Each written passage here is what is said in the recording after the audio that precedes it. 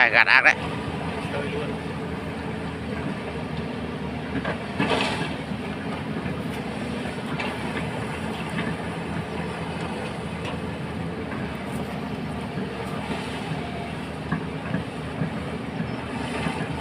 Quay cái gầu đây thì người ta nghiệp giấu cái gầu đi.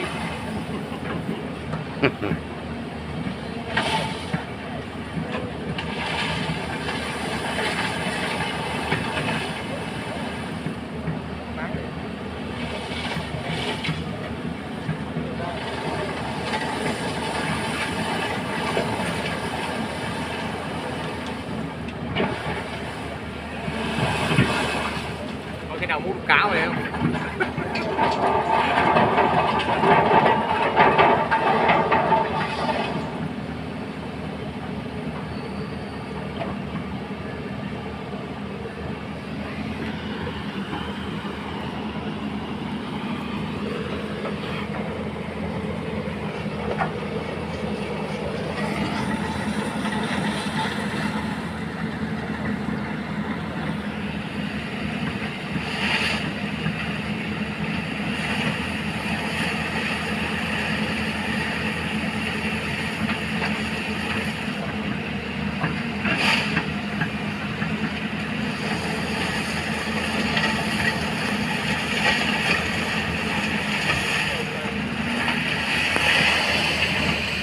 Quá ok.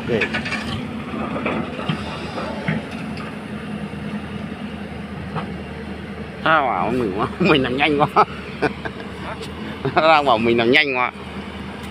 Nhanh nó do lưu lượng dầu ấy.